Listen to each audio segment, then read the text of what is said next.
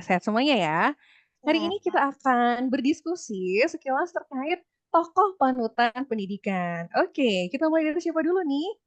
Ada Mbak Ade, Mas Venda, dan Mbak Maulida. Mungkin mulai dari Mbak Ade dulu. Yuk, boleh nih diceritakan tokoh pendidikan Iya, siapa sih yang mengimplementasi dari nilai core value berakhlak? Silakan Mbak Ade. iya Mbak. Kemarin kan kita dikasih tugas ya. Jadi untuk tokoh panutan yang saya ambil kemarin itu yang pertama Ibu Raden Ajeng Kartini sama Pak Anies Baswedan. Karena menurut saya beliau-beliau ini di kesehariannya itu memang benar-benar mengimplementasikan nilai-nilai berakhlak yang sudah kita pelajari kemarin. Contohnya Ibu Kartini. Beliau itu kan dikenal sama emansipasi wanita ya, yang saat ini kita kenal seperti itu. Jadi beliau itu semasa hidupnya benar-benar meluangkan pikirannya untuk memikirkan wanita-wanita di masa saat itu. Terus beliau juga membangun sekolah pertama yang kemudian diteruskan oleh Yayasan Kartini sehingga sekolah-sekolah tersebut bisa tersebar mulai dari Semarang, terus Surabaya, Jogja, Malang, Cirebon sampai ke daerah-daerah lainnya. Namun beliau kan kebetulan meninggalnya di usia muda. Meskipun seperti itu, kita bisa merasakan apa yang sudah beliau pikirkan melalui surat-surat yang beliau sampaikan ke teman-temannya. Meskipun beliau meninggal, surat-surat tersebut bisa mewakili wujud beliau untuk menyampaikan aspirasi yang sudah beliau pikirkan pada saat itu. Terus kita ke apa lagi nih, Mbak? Oke, menarik ya. Ada Hmm, Raden Ajeng Kartini dan Pak Anies Baswedan, dua tokoh oke dari masa ya. yang berbeda. Boleh. Insight Mm-mm. apa sih yang bisa Mbak Adi dapatkan dari dua tokoh tersebut? Oke, misalnya Pak Anies ya. Kalau Pak Anies Hmm. kita bisa kenal ya melalui gebrakan beliau kemarin pada saat ia mencalonkan diri jadi apa namanya, jadi presiden ya. Ada yang namanya Desak Anies. Di situ beliau benar-benar memperlihatkan kolaboratif beliau. Terus beliau mau mendengar, mau ikut merasakan saran, kritik, dan juga keluh kesah dari masyarakat biar Indonesia itu lebih baik ke depannya. Terus di bidang pendidikan, beliau kan pernah jadi Menteri Pendidikan kan sebelumnya di Kabinet Kerja Presiden Jokowi pada tahun 2014 sampai 2016. Nah, di situ pada saat beliau jadi menteri, banyak gebrakan yang berhubungan dengan pendidikan. Beliau memutuskan untuk ujian nasional itu bukan jadi satu-satunya syarat untuk kelulusan anak-anak sekolah, terus mulai ada UK13, terus guru-guru itu juga mulai uji kompetensi agar semua punya satu standar yang sama. Terus beliau juga mempunyai banyak prestasi-prestasi penghargaan yang berhubungan dengan pendidikan. Terus ternyata beliau itu adalah pendiri dari gerakan Indonesia Mengajar yang sampai Nah, saat ini betul. program tersebut ya kan sampai saat ini program tersebut terus berjalan. Ternyata beliau adalah pendirinya. Terus banyak hal-hal lainnya yang mungkin bisa kita contoh untuk sampai dengan sekarang. Oke, menarik Begitu menurut sekali. saya. Mm-mm. Siap, Iya, siap, Mbak. siap. Berarti dengan masing-masing di bidangnya, di bidang pendidikan terutama itu bisa saling mengeksplorasi dan memberikan pelayanan yang lebih baik gitu ya Mbak ya untuk kemajuan bangsa dan negara. Nice banget Iya, betul. dari Mbak Ade. Selanjutnya ada Mas Wenda dan Mbak Maulida. Oke, siapa yang duluan nih? Boleh, Mas Wenda? Silahkan. Sebelum ke saya, mending ke mbaknya dulu. Mbak Irma, mau, Oh, saya pengen boleh. tahu Mbak Irma apa ya? Oke, boleh, boleh, boleh. Jadi kalau misalnya saya sendiri nih ya, saya membahas terkait sama Anies Baswedan dan juga Nadiem Makarim.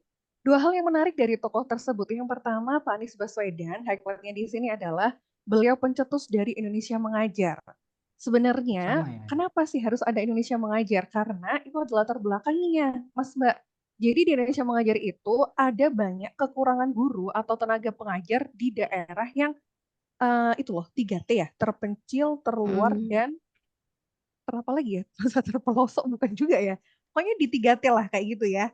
Nah, dari situ Pak Anies berpikir nih, ini gimana caranya kalau misalnya lulusan terbaik negeri itu mau ditaruh di sana. Kalau dalam waktu yang lama, misalnya nih 25 tahun, kok kayaknya realitas sekarang itu orang pasti pinginnya mutasi kan ya? Aduh ngapain gitu di Hmm. negara apa terluar itu kayak terkucilkan, jauh dari keluarga dan faktor lain yang melatar belakangi hingga itu nggak akan pernah terisi kalau jangka waktunya lama. Nah, akhirnya terfikirlah, oh yaudah kalau gitu 1 tahun sekali aja nih diganti, tapi estafet jadinya berkelanjutan. Nah, harapannya nih setelah ada Indonesia mengajar, akhirnya di wilayah yang terpencil itu bisa terisi dari kekurangan guru dan tenaga pengajar. Di samping itu, para generasi muda yang melakukan program Indonesia Mengajar ini paham gitu sama real setting di kehidupan nyata. Jadi ini masuk nih loyalitasnya, bukti cinta sama negerinya tuh kelihatan. Ini loh, aku pernah berjuang di daerah terluar. Aku ngerti bisa ngasih em, pelayanan yang terbaik juga kan buat orang-orang di luar sana juga, termasuk juga nanti bisa meningkatkan kompetensinya dan juga bisa melatih jiwa adaptifnya, inovatifnya. Oh, ternyata kalau misalnya eh, kayak gini nih ya, kalau misalnya di lingkungan terluar jauh kayak gitu harus seperti apa metode pendidikan yang diterapkan kayak gitu. Jadi ada banyak insight menarik sebenarnya dari si Indonesia Mengajar ini. Itu poin pertamanya. Yang kedua dari Mas Menteri ya, mungkin kita bilangnya ya. Mas Menteri, kalau saya nggak panggil masnya nggak sopan ya. Pak Nadiem gitu aja. Pak Nadiem Makarim. Menariknya itu seperti yang kita ketahui, karena kita juga dari kalangan akademisi kampus. Apa coba ada yang tahu nggak yang terbaru? Heeh. Hmm. Kamar mandi saya. Apa tuh? Mm-mm. MBKM. Ya, betul, MBKM sini. Oke, benar sekali ya Mbak Maulida. MBKM, Merdeka Belajar, sorry, Merdeka Belajar Kampus Merdeka, gitu ya. Ya. Nah, jadi Mas Menteri ini, Pak Menteri ini terkait 3 keunggulan dari Merdeka Belajar. Salah satunya yang saya highlight itu adalah dari kurikulum Merdeka Belajar ini memberikan peluang seluas-luasnya dan juga fleksibilitas yang tinggi untuk fasilitas dan pembinaan dari segi karakternya, kayak gitu. Nah, kalau kita sendiri mungkin yang pernah kita yang kemarin itu adalah bagian misalnya kita sebelum memulai pelajaran atau mungkin kita sebelum menginternalisasi itu, jadi secara tematik kita nggak hanya di asalnya tapi dari psikomotornya kita gitu. Jadi itu sangat menarik sekali dan otomatis dari profil itu sendiri yang sangat terlihat itu ada dari segi adaptifnya perkembangan zaman karena semakin ke sini kita semakin menyadari bahwa pencapaian prestasi dapat yang tinggi tapi malah untuk mungkin seperti itu Mas Wenda. Ya, Saya boleh. pengen bertanya, tapi Silakan. mungkin pas acara diskusi aja kali ya nanti ya. Atau mau sekarang aja? Boleh. Nanti Oke, dulu siap. mungkin boleh. Bisa Oke, dilanjut ke siap. Mas Wenda dulu. Kalau Silakan. dari saya mungkin tokoh panutan untuk yang saya pilih adalah Ki Hajar Dewantara sama Kiai Haji Ahmad Dahlan. Kenapa sih saya pilih itu ya?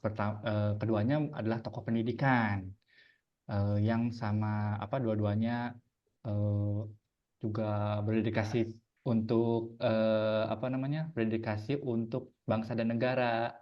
Contohnya kayak misalkan Ki Hajar Dewantara, dia misalkan eh, core value untuk berakhlaknya ya, yaitu eh, kayak melayani dengan standar yang sama ya.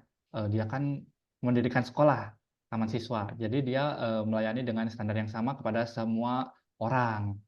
Jadi baik itu murid ataupun pengajar yang akan eh, belajar di taman siswa itu harus semua mencapai gelar-gelarnya, mau dia bangsawan, apa mau dia rakyat, semua harus sama. Jadi nggak ada beda-bedanya nih. Oh ternyata saya keturunan bangsawan jadi diperlakukan khusus. Oh nggak ada itu di taman siswa. Itu untuk berorientasi pelayanannya. Terus dari segi akuntabelnya dia memenuhi janji dan komitmennya. Dia berkomitmen untuk menjadikan rakyat Indonesia itu merdeka dengan cara mendidik rakyat. Jadi kan supaya pinter-pinter rakyatnya, supaya biar merdeka, ya dididik sama dia. Terus dibuktikan dengan membangun sekolah, itu taman siswa. Kemudian dia berkompeten, dia meningkatkan keilmuan, kompetensi dirinya dengan belajar. Kalau Ki Hajar Dewantara kan pertama ini di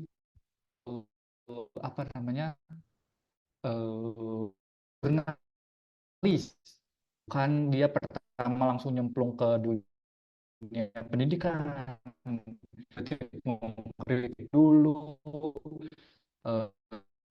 Setelah mengkritik dia di dalam pengasingan, dia baru belajar dia terinspirasi dari situ. Habis itu niatnya setelah balik dari Belanda ke Indonesia, memberikan juga pendidik guru, kemudian punya sertifikat guru, baru deh dia membangun taman siswanya. Jadi dia punya kompetensi sebagai guru dulu sebelum dia sekolah. Sebelum dia terjun ke dunia pendidikan, dia masuk ke jurnalis dahulu. Kemudian dia didapat kritik keras, dia ditangkap oleh pihak Belanda dan diasingkan ke Belanda. Nah, disitulah dia ketemu sama banyak tokoh-tokoh perjuangan. Kemudian niatnya setelah dari situ, dari Belanda pulang ke Indonesia, dia pengen juga ngikut kayak tokoh-tokoh yang ada di Belanda itu, yang ketemu di Belanda. Nah gitu. Jadi setelah pulang, dia mencoba sekolah di profesi guru, sampai memperoleh sertifikat guru, baru dia mendirikan sekolah taman siswa supaya dia yang mengajarnya dengan inspirasi-inspirasi dari tokoh-tokoh yang dia ketemu di Belanda. Kemudian untuk harmonis, nah dia itu berlaku adil tanpa memandang ras, suku, golongan. Dengan cara apa? Ya dia melepas untuk mengajar, dia harus berbaur dengan masyarakat, dia bergaul, dia pengen juga merasakan penderitaan rakyat. Jadi rakyat juga nggak segan sama dia juga jadi nggak canggung sama rakyat. Soalnya kalau misalkan dia masih pakai gelar bangsawan kan, rasa-rasanya kan pasti masyarakat rakyat kan masih, dia bangsawan, misalkan misi ya gitu-gitulah, agak canggung lah. Makanya dari itu supaya dia enak juga berbaurnya, jadi dan untuk menciptakan hubungan juga yang baik dengan rakyat, jadi dia mencopot gelar kebangsawaannya. Kemudian untuk keloyalan sendiri, ya seperti kita tahu ya, Ki Hajar Dewantara ini sangat loyal pada bangsa Indonesia karena dia ingin gitu memerdekakan Indonesia dengan cara mencerdaskan bangsa gitu. Kemudian dia juga berani untuk mengkritik-kritik terhadap pemerintah Belanda, seperti waktu Belandanya itu pengen merayakan kemerdekaan. Dia nulis tuh kritik keras, seandainya saya seorang Belanda gitu kan katanya. Maka alangkah baiknya saya memerdekakan daerah jajahannya dulu sebelum saya merayakan kemerdekaan sendiri di tanah jajahan orang lain gitu intinya. Jadi habis itu baru dia ditangkap akhirnya yang tadi sampai ke Belanda. Kemudian untuk soal berakhlak poin adaptif ya, dia berinovasi dalam menghadapi perubahan, seperti udah dapat sertifikat guru tuh, dia mengembangkan sistem pendidikannya sendiri dari nol, karena kan emang Ki Hajar Dewantara kan dikenal sebagai bapak pendidik yang pertama Menteri kali Pendidikan mendirikan pertama, sekolah Mas. gitu kan. Nah, itu Hmm. Menteri Pendidikan pertama. Makasih koreksinya ya, Mbak. Soalnya kan pendidikan yang dibuat sama Belanda sendiri kan nggak berpihak lah sama orang pribumi, malah rakyat cuma bangsawan doang mungkin yang sekolah ya. Mungkin ada koreksi, tolong dikoreksi ya. Tapi kalau yang saya tahu sih pribuminya mungkin nggak sekolah, tapi bangsawannya sekolah, tapi itu juga masih dibully gitulah maksudnya, masih ada ketidakadilan lah. Makanya dia bikin sekolah sendiri yang semua mau dia bangsawan mau nggak bangsawan sama. Oke. Tuh. Kemudian kolaboratifnya, dia sempat nih bersama Dr. Dosdekker sama Dr. Cipto Mangunkusumo. Jadi apa? 3 serangkai. Jadi pendidikan partai politik pertama. Kalau dulu ada Budi Utomo, cuma kalau kata Ki Hajar Dewantara nih, Budi Utomo nggak bilang dia itu partai politik dulunya. Jadi yang membentuk partai politik pertama kali itu ya 3 serangkai ini. Indis Party namanya. Kalau menurut penuturan dari Ki Hajar Dewantaranya yang saya ketahui. Jadi memang benar-benar langsung partai politik yang ingin melawan pemerintahan Belanda dengan visi yaitu mencapai kemerdekaan. Gitu sih kalau menurut saya untuk Ki Hajar Dewantara. Selanjutnya ada tokoh kedua itu saya pilih Ahmad Dahlan. Sama nih, sama kayak Ki Hajar Dewantara. Soalnya dia sama-sama pendidikan. Cuma bedanya kalau Ki Hajar Dewantara mungkin pendidikannya umum, kalau Ahmad Dahlan ini lebih ke agama Islam. Jadi dia berorientasi pelayanannya, misalkan dia melayani, jadi kan kebutuhan, jadi Ahmad Dahlan ini pengen memajukan Indonesia, atau mungkin yang memajukan Indonesia itu dengan agama Islamnya diperkuat dulu, jadi ingin merdeka gitu intinya. Kalau menurut saya, maaf kalau ada kesalahan mungkin bisa dikoreksi ya. Jadi namanya agama Islam tuh dikenalnya dulu sebagai yang nggak mau maju lah, keterbelakangan. Dia pengen membuktikan kalau agama Islam juga mau loh menghadapi perubahan, mau untuk maju, mau untuk merdeka gitu. Kemudian untuk poin akuntabelnya, dia ingin atau berkomitmen untuk mendorong kemajuan umat Islam yang dibuktikan dengan emang dia bikin sekolah sama madrasah. Ya tahu kan sekolahnya Muhammadiyah. Madrasahnya madrasah apa ya? Lupa saya. Panjang soalnya namanya. Belakangnya Islamiyah. Kemudian untuk poin selanjutnya adalah kompeten. Dia belajar juga tuh dari dia umur 15 tahun aja udah pergi haji, kemudian setelah haji baru dia belajar di Mekah, belajar agama Islam. Jadi kalau menurut yang saya ketahui nih, Kiai Haji Ahmad Dahlan nih turunan ke-12 Sunan Jaga apa Sunan siapa gitu. Pokoknya salah satu dari Wali Songo lah. Nah, jadi dia emang erat sekali dengan agama Islam, makanya dia dari kecil pun sudah terpapar, maksudnya sudah ngulik banget lah tentang agama Islam ini. Nah, dia kompetensinya makanya belajarnya langsung belajar di ilmu agama Islam. Kemudian dia juga meningkat kompetisi dirinya dengan belajar di sekolah guru milik Belanda, Sofia. Kemudian sekolah juga di Pamong Praja. Kemudian habis itu baru dia udah udah sekolah guru kan, makanya dia bisa akhirnya mendirikan madrasah dan sekolah. Nah, tapi untuk mendirikan dulu apa ya namanya? Sekolah dan madrasah sama organisasi lah terutama. Itu banyak pertentangan kalau beliau. Soalnya ini dianggap kiai palsu lah. Kemudian dianggap wah banyak macam-macam lah, ancamannya pembunuhan, dibully lah, kemudian pernah dirusak rumah-rumahnya. Tapi beliau ini sangat salut lah. Soalnya dia menghadapinya dengan sabar, yang merupakan bentuk dari harmonis ya, nggak langsung menyerang balik sama yang lain gitu. Atau mungkin bawa pengikut-pengikutnya untuk wah kita serang balik, nggak kayak gitu, tapi dia sabar aja gitu. Kemudian dia loyal.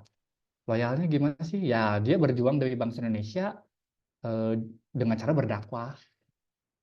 Tuh, kemudian untuk poin adaptifnya, dia menyampaikan ide gagasan itu lewat pendidikan, kemudian berinovasi, menggabungkan pendidikan agama Islam dengan pendidikan Barat. Jadi memix lah supaya eh, agama Islam. Jadi orang tuh nggak cuma paham Islam aja, tapi Baratnya ketinggalan misalkan supaya jalan bersama-sama kan harus dua-duanya dimixkan, diinovasikan seperti itu. Kemudian kolaborasi, dia tuh berkolaborasi dengan Sutomo atau pendiri dengan Budi Utomo supaya agama Islam ini jadi pelajaran yang resmi di sekolah-sekolah milik Budi Utomo. Nah, berhasil akhirnya banyak mencetak kader-kader Islam gitu. Kemudian dia juga selain berkolaborasi dengan Budi Utomo, dia juga apa namanya meminta izin lah ke pemerintah Belanda untuk mengajarkan agama Islam ini ke sekolah Osvia sama di Quake School gitu sih. Jadi akhirnya mencetak kader bangsa, akhirnya ya jadi banyak orang Islam yang apa ya nggak ketinggalan lah. Kan kalau dulu kan agama tuh masih dianggapnya ya masih keterbelakangan lah. Kalau sekarang kan enggak. Gara-gara kayak Haji Ahmad Dahlan. Mungkin begitu dari saya. Saya Siap. kembalikan lagi. Mantap sekali ya. Dua tokoh yang sangat melegenda. Ada Ki Hajar Dewantara dan juga Ki Haji Ahmad Dahlan. Mantap, Mas Venda. Next, siapa nih yang belum? Ada Mbak Maulida. Yuk, ngobrol dulu Mbak Maulida, silakan nih. Siapa nih tokoh panutan pendidikannya? Boleh yuk di-sharing. Let's go. Oke, tokoh panutan saya yang pertama adalah Ki Hajar Dewantara. Nah, tadi sepertinya sudah dijelaskan oleh Mas Penda, jadi sama. Jadi kayaknya nggak perlu saya ulang kalau Ki Hajar Dewantara. Dan semua orang tahu ya, siapa itu Ki Hajar Dewantara. Oke, nah yang kedua, untuk masa kininya saya mengambil Cinta Laura. Nah, gitu. Mungkin yang lain tadi ada Pak Anies kayak gitu atau Pak Nadiem Makarim. Nah, saya ngambilnya Mbak Cinta Laura nih gitu ya. Kenapa saya ngambil Cinta Laura karena dia itu oh, langsung bertanya Mas Pinda. Oke, silakan. Wah, itu menarik itu. Kok bisa Mbak Cinta Laura itu? Mungkin kenapa? Mungkin berikan kami penjelasan, Mbak. Oh, gitu. Nah, Cinta Laura ini kan kita kenal sebagai aktris ya dulunya. Dia pemain sinetron juga. Terus dia penyanyi. Dia ada beberapa karya yang dia keluarkan. Nah, walaupun dia seorang entertainer, dia sibuk sibuk apa namanya? Sibuk acting dan sebagainya, syuting sebagainya, dia tidak lupa dengan pendidikannya. Nah, jadi Cinta Laura ini melanjutkan kuliahnya di Columbia University, oke, di Amerika Serikat. Nah, Cinta Laura ini dia kuliah dua sekaligus jurusan di Columbia University itu psikologi sama sastra Jerman. Terus dia juga lulusnya 3 tahun, nggak 4 tahun, dan IPK-nya juga bagus 3,9. Jadi kayak jarang aja gitu ada entertainer, tapi dia kuliahnya dari segi pendidikannya juga bagus gitu. Kebanyakan ya artis-artis atau entertainer itu ya kalau dia udah sibuk syuting dan lain sebagainya, pendidikannya kurang ini gitu. Nah, terus dia sejak 10 tahun dia juga udah ikut ibunya. Jadi ibunya itu membangun namanya Yayasan Sukarsono di daerah Bogor. Nah, mereka kan tinggal di daerah Bogor juga nih, cuma di daerah kawasan bagusnya gitu kan. Nah, terus tapi kok masih di daerah Bogor, tapi kok ada ya yang apa sekolah-sekolahnya nggak bagus gitu. Nah, akhirnya dari yayasan ini sampai sekarang sudah mendirikan 10 sekolah dasar dan ada 1 SMP gitu dan semuanya gratis gitu. Mantap banget ya Cinta Lorai. Kita berikan tepuk tangan yang meriah ya buat tokoh panutan yang telah kita presentasikan. Nice banget. Oke, jadi dari teman-teman sendiri nih, coba review sekilas nih ya. Tadi kita udah mendengarkan ada Ki Hajar Dewantara, ada Ki Haji Ahmad Dahlan, ada Bapak Anies Baswedan, dan Bapak Menteri Nadiem Makarim tambah nih. Dari generasi milenial dan Cinta Laura nih. Kira-kira nih, ada yang mau ngusul nggak nih? Siapakah yang akan kita bahas lebih mendetail terkait core value implementasi nilai berakhlaknya? Oke, silakan. Mas Wenda silakan. Ini tadinya saya mau nanya, kok malah jadi mengusung. Gitu. Oke. Boleh lah. Yuk Ya, dilanjut. tadi kan Boleh. saya pengen bertanya sama Mbak Irma ya. Oke, Iya gaskan. kan, Yuk, lupa nih apa nih kayaknya pertanyaannya? nih. Boleh. Jadi kan tadi ada katanya Indonesia Mengajar yang diusung sama Bapak Anies ya. Ya nggak sih? Nah, Betul. kemudian atau mungkin sama Mbak Ade tadi Mbak juga Ade. Ya, Mbak Ade juga betul. sama ya. Ya, Mungkin ini pertanyaan untuk Mbak Ade atau Mbak Irma boleh lah. Boleh, boleh. boleh. Ini kan katanya apa namanya di 3T tadi katanya ya, terpencil, apa namanya? Terpelosok, Terluar. Wah, terluar, Terpencil, terluar, terpelosok ya? Ya. Ya. nggak tahu. Gitu. Nah, apakah hanya untuk di 3T itu saja?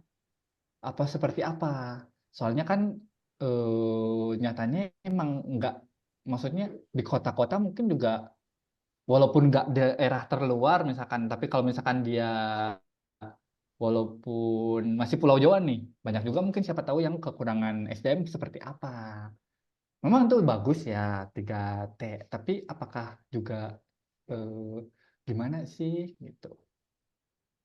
Mungkin Boleh. boleh siapa tahu atau memberikan inspirasi. Iya, iya, iya. Sebentar ya, berarti intinya pertanyaan dari Mas Wenda ini, boleh nggak sih kalau Indonesia Mengajar itu bukan untuk yang 3T, tapi yang di kota Betul. aja juga ada yang butuh loh Mas Ian, gitu maksudnya ya? Betul. Boleh. Mungkin Mbak Ade mau menanggapi dulu Mbak Ade? Mbak Irma, Mbak dulu deh. Nggak apa. Oh, boleh. Jadi sebenarnya Mas, kalau misalnya boleh atau nggak boleh, ya tentu itu bisa dievaluasi lagi. Namanya juga kan ada butuhkan di 3T. Kalau misalnya dibilang emang nggak butuh yang yang di kota gitu ya, tentunya butuh. Tapi kita mainnya persentasi. Dan kalau kita mainnya persentasi, otomatis kita berbicara terkait prioritas. Mas, yang harus kita dahulukan. Hingga akhirnya untuk Indonesia Mengajar ini sendiri diprioritaskanlah untuk yang 3T. Next, untuk evaluasi ke depan, mungkin bisa untuk dijadikan bahan usulan. Mengapa tidak kita juga mengisi di daerah yang perkotaan. Mungkin seperti itu. Mantap. Betul. Boleh yang lain menambahkan silakan. Mungkin Mas, saya tambahkan ya. Kenapa itu Merdeka Belajarnya itu lebih diprioritaskan ke 3T? Mungkin kalau kita di kota, Maaf, Indonesia Mengajarnya mungkin ya? iya maaf, Ya, Indonesia Mengajar. Indonesia Tadi Indonesia Mengajar ya. Merdeka ya. Oh ya, mohon maaf. Mungkin beliau Indonesia emang sudah merdeka, berpikir, Mbak. oh iya, mungkin beliau berpikir di kota kita sudah kebanyakan Bisa. tenaga pengajarnya, sedangkan di daerah-daerah itu kan masih jarang.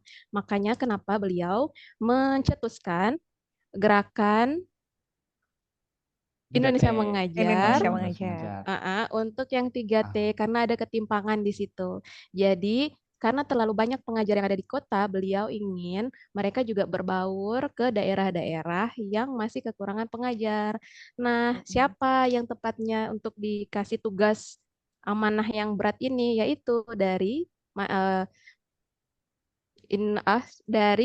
generasi muda, anak-anak muda Indonesia yang lulus dari perguruan tingginya pada saat itu yang benar-benar memiliki minat dan bakat untuk mengajar, akademiknya bagus lah. Jadi diharapkan mereka bisa memberikan atau menyalurkan apa yang mereka pelajari, teori-teori yang mereka Betul. pelajari di universitas ke anak-anak yang kebetulan berada di 3T tersebut. Betul. Seperti itu. Sepakat. Masuk banget.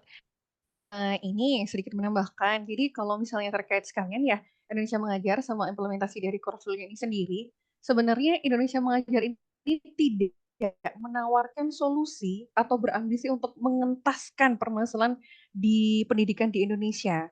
Yang di-highlight dari Pak Anies itu sendiri adalah Indonesia Mengajar hadir sebagai salah satu wadah untuk memberikan kesempatan bagi para mahasiswa, mahasiswi putra-putri terbaik bangsa untuk lebih peka, untuk lebih berempati. Jadi ya secara nggak langsung mereka dituntut untuk lebih mengerti ya tuntutan zaman, untuk lebih berinovasi. Bukannya berinovasinya aja, tapi mereka juga harus bisa harmonis dengan peduli terkait pendidikan di luar sana. Karena memang dari segi sebenarnya antara Indonesia Mengajar dan Merdeka Belajar ini sendiri ada saling keterkaitannya, yaitu sama-sama mengembangkan soft skill. Karena itu tadi bukan berarti orang yang paling sukses itu yang punya segalanya. Tapi kalau misalnya punya segalanya tapi nggak punya adab kan juga mau jadi kayak gimana gitu. Karena kan yang lebih baik kan adab sebelum pengetahuan. Jadi di situ sih highlight-nya dari Indonesia Mengajar dan juga Merdeka Belajar itu Sama sendiri. satu, Mbak. Begitu. Dari Iya, nilai-nilainya juga dapat. sama Ya, satu, Mbak. boleh. Apa Mungkin Mbak Adi? adaptifnya juga bisa kita ambil di Mm-mm. situ. Mungkin kita anak-anak kota Betul. kebanyakan terlalu nyaman di kota. Mm-mm. Makanya kita dikasih nih tugas program. Bisa ndak kita hidup di daerah 3T? Bisa ndak kita Betul. mengimplementasikan kehidupan kita di kota, kita bawa ke anak-anak 3T? Di Betul. situ ininya, intinya dari semua program ini sebenarnya. Oke. Betul Mbak. Sama ini berorientasi pelayanan juga ya bisa Nah, masuk karena tugasnya kan melayani. Nah, melayani generasi penerus bangsa sih adik-adik SD yang susah akses pendidikan,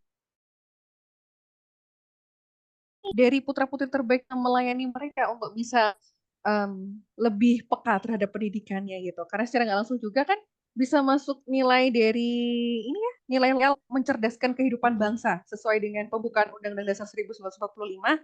Salah satunya itu mencerdaskan kehidupan bangsa itu sendiri. Menarik. Betul. Nah, bagus kalau tuh. misalnya ngomongin masalah kebijakan nih kayaknya udah cukup nih ya. Kayaknya kita butuh penyegaran, ya nggak sih? Penyegaran. Tadi ada nih dari Cinta Laura, menarik juga. Yuk cerita lebih dong Mbak Maulida. Ada apa nih dengan Cinta Laura? Kenapa dia sampai bersusah payah mendirikan sebuah sekolah? Boleh? Ada Mas Fenda, Oh, Mbak Mas Ayo, Ben. Maulida apa Mas itu Fenda dulu? itu dulu Mbak Irma dulu deh, pertanyaan dari Mbak Irma dulu. Oke, boleh. Yuk, monggo Mbak Maulida. Kenapa sih latar belakangnya ini sampai harus mendirikan sekolah? Apa nilai-nilai yang bisa kita teladani atau mungkin yang secara tidak langsung telah terimplementasi dari seorang Cinta Laura ini sendiri? Dari core value Monggo. berakhlak ya. Oke, Ya, tadi boleh. ngomongin tentang berakhlaknya ya. Karena tadi semua tokoh kita udah ngomongin tentang berakhlak ya. Nah, kalau dari Cinta Laura jelas dia berorientasi pelayanan ya. Dia melayani dengan membuka sekolah tersebut ya. Jadi dari sekolah itu juga gratis. Nah, itu dari bukan kecemasan apa sih namanya? Dari masalah sekitarnya kayak oh, memang ada sekolah negeri kayak gitu, tapi masalah di negeri ini tuh walaupun negeri tetap aja ada yang dibayar kayak gitu ya, entah apanya kayak gitu. Betul. Nah, jadi dia, ih, kenapa nggak sekolahnya gratis aja ya kayak gitu. Nah, kebetulan dia juga punya usaha juga di keluarganya kayak gitu. Jadi dia memanfaatkan privilege yang dia punya untuk menyalurkan hal tersebut ya dari yayasan hingga membuka sekolah-sekolah tersebut. Nah, kalau tidak salah bukan hanya di daerah Bogor, di daerah lain juga ada, cuma saya kurang hafal di mana aja. Nah, gitu. Jadi sekolahnya itu ada banyak, nggak hanya di daerah Bogor aja, ada di daerah-daerah lain juga. Tapi mohon maaf saya nggak hafal gitu. Nah, oke. Kenapa Mas Fenda? Sepertinya Mas Fenda memang suka sekali ya bertanya. Saya lihat. Dilanjut Mas Fenda, dilanjut. Yuk, Berasa silakan. Mas biar Venda loh. ngefans ya. Mas Venda ngefans sama Cinta Laura. Antara ngefans Cinta Laura apa ngefans sama Apaan? Mbak Maulidanya nih? Wow. Atau sama Pak Anies Enggak. tadi. Tadi gimana ya Pak? Rasa penasaran saya aja. Oke, Wow, oke. Korea. Bangunan mungkin bangunan. Iya. Yuk, Oke. Ya, silakan. oke nih. Pertanyaan pertama nih. Ini kan menarik ya. Cinta Laura ini kuliah di dua ya. Itu di kuliah yang universitas yang sama berarti ya? Atau Iya. enggak? Iya sama. Universitas yang sama. Satunya psikologi, satunya Jerman. Iya asal Dia Jerman. lulus kan ya? Jadi dia Wah. bapaknya itu orang Jerman. Jadi dia mungkin ingin memperdalam ini ya tentang Jerman mungkin. Nah, karena dia dari kecil kan dia lebih gimana ya? Dia lebih di Indonesia, tapi dia tetap ingin tahu tentang Jerman kayak gitu. Nah, jadi dia ambil sastra Jerman dan psikologi gitu. Jadi udah di Columbia University, udah jauh-jauh ke sana, kuliahnya 2 pula gitu. Dan IPK-nya bagus. Oke, Mas Vene mau tanya lagi. Dituntasin dulu, Mas. Monggo, Mas. Ya, Nanti nggak bisa. jadi ini kan sekolah gratis ya. Iya. Ya. Apa nggak jadi kendala tuh? Mungkin bagi beberapa orang memang bagus ya. Cuma bisa menjadi dampak positif dan negatif dari sekolah gratis ini. Mungkin Hmm, kalau di sekolahnya Cinta Laura seperti apa ya? maksudnya Mungkin dampak ada negatif. evaluasi-evaluasi. Ya, kalau sekolahnya gratis, ini dampak negatifnya ya. Mm-mm. Mungkin si masih murid-murid ya, Mbak. Tadi Mm. SD ya, Mm-mm, SD. murid-muridnya mungkin jadi malesan karena Mm. gratis ini sekolahnya. Nah, ya kan? Oh Kepikir gitu. enggak? Oh Nah, ya enggak. kan maksudnya Hmm. bisa menjadi dua dampak positif dan negatif ini dari sekolah gratis ini. Oh Kalau gitu. positif mungkin kalau yang emang pengen banget sekolah terus Sekolah. dia nggak punya dana ya jadi alhamdulillah. Tapi Mm-mm. kalau misalkan dia emang kan mm, apa ya murid-muridnya emang tergantung teman-temannya ya, terutama Mm-mm. masih anak-anak nih. Kalau teman-temannya juga nggak apa ya malas-malasan kan jadi akhirnya juga udah mah gratis ya gitu kan makanya ngapain juga udahlah yang penting masuk aja jadi nggak ada tanggung jawabnya malah jadi gimana gitu. Menyepelekan gitu ya, Mas ya. Nah betul betul, betul. Ya Menyepelekan. makasih Mbak. Tuh.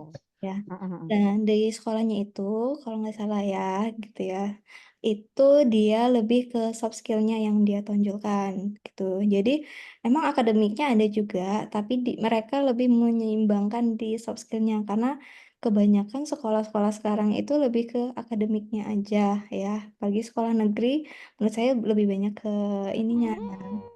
Sedangkan, nah jadi makanya Cinta Laura itu lebih mengambil di soft skill-nya. Oke. Oke, boleh. Sebentar. Terakhir nih ya, pertanyaan dari Mbak Ade. Iya, Mbak terakhir ya Silakan. Mbak. Hmm. Mungkin tadi Boleh. kita sudah bahas tentang berorientasi pelayanan, terus loyalitasnya. Saya mau tahu tentang nilai kolaboratifnya. Yang terakhir, beliau itu bangun sekolah sendiri atau kerjasama sama pemerintah mungkin atau sama swasta. Oh, kalau ini kan dia berdasarkan yayasan. Nah, yayasan ini memang dia berdiri sendiri. Tapi kalau ada yang donasi itu juga boleh. Tapi dia berbasis sendiri. Tuh, jadi emang yayasan swasta ya hitungannya, bukan dari pemerintah. Jadi independen dia. Jadi memang dari keluarganya ini ya.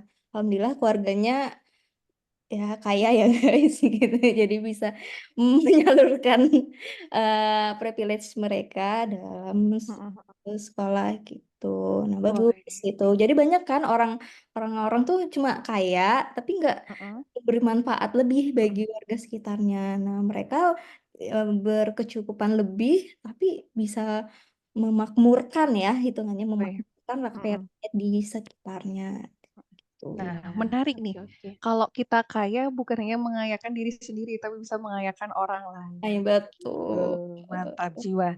Oke, jadi udah banyak kita dengerin dari beberapa tokoh pendidikan yang ada. Ada yang punya ide, usulan suara, siapa nih? Kira-kira nih yang bisa lebih kita fokuskan lagi terkait implementasi core value berakhlak ini. Silakan. Panis Ya, Mas Wenda, ada usulan siapa nih? Aneh sih. Kalau mungkin, ya gimana? Oh, Kalau dari enggak, saya sih, mungkin lupa aneh tadi sih. saya menjelaskan, apa ya, Mm-mm, dapat Heeh. pencerahan-pencerahan sih, mm-mm. bagus Pak Anies ya. Bagus ya. Yes. Anies. Oke, Ya, oke. Mungkin saya karena juga setuju pengalaman Pak Anies. pengalaman Pak Anies juga jauh lebih Betul. ini ya. Mungkin kalau Iya, kayak Cinta Laura kan karena dia masih muda, dia baru ibaratnya masih rintisan ya, Mm, dia belum betul. pengalamannya belum sebanyak itu. Sedangkan Pak Anies sudah lebih puluhan tahun terjun Mm-mm, ya. betul. Iya, iya. bahkan dari Karena, sekolah beliau tuh. Iya. Tuh. ya. Jadi Oke. kalau dari segi betul-betul setuju banget sama semuanya ya. Karena dari segi Pak Anies ini sendiri, paket kayak Mbak Mas ya terkait implementasi core value-nya semuanya dapat diborong semuanya. Kita ambil contoh langsung dari Indonesia Mengajar, berorientasi pelayanannya dapat banget karena melayani anak negeri. Dari segi akuntabelnya itu otomatis melaksanakan tugasnya, otomatis juga berintegritas juga kan ya. Dari segi kompetensinya membantu orang lain tuh, membantu anak-anak negeri untuk bisa semangat belajar. Apalagi harmonis. Boleh nih, yang lain nih. Melanjutkan, apa nih? Insight yang menarik dari harmonis, loyal, adaptif, sama kolaboratifnya. Monggo. Hmm. Tadi udah apa? Yang harmonis. Harmonis, dia saling menolong sesama ya. Betul, Loyal betul udah banget, Mbak. udah pasti lah itu. Hmm, Akan diragukan lagi. Terus mm-mm, adaptifnya ya, dia terus berinovasi tentunya ya, betul. dengan Mm-mm, Indonesia Mengajar ya. Belum ada kan sebelum beliau mencetuskan itu ada mm-mm, terobosan seperti itu kan. Nah, dengan terobosan terobosan ini berarti mm-mm, beliau mm-mm. berinovasi ya, beradaptasi juga. Oke. Dan pastinya dari segi kolaboratifnya, mana mungkin ini bisa terjadi kalau tidak ada sokongan dan dukungan dari berbagai macam lintas sektoral yang bekerja sama dengan aktif dan baik. Oke, Betul. dari Mbak Mas semuanya, sedikit yang bisa kita simpulkan dari bincang kita siang ini bahwasannya implementasi core value berakhlak itu ada untuk mendasari pencapaian besar yang ada di depan mata nanti. Termasuk juga terkait Indonesia Mengajar. Untuk mengisi generasi bangsa, memang Indonesia Mengajar bukan menjadi salah satu yang bisa diandalkan untuk mengentas pendidikan, tapi setidaknya dengan bisa menginternalisasi pentingnya pendidikan, bagaimana para mahasiswa itu sadar terkait kebutuhan apa, inovatifnya, adaptifnya diasah, diolah, semua ke depannya kehidupan dan bangsa Indonesia bisa menjadi Indonesia emas mendatang di tahun 2045. Oke, ada yang mau menambahkan lagi, Mbak Mas semuanya? Cukup sepertinya. Udah cukup dari saya, Mbak. Oke, terima kasih buat semuanya. Sekali lagi, siapa kita? ASN Kemenkes. FN Kemenkes. ASN Kemenkes.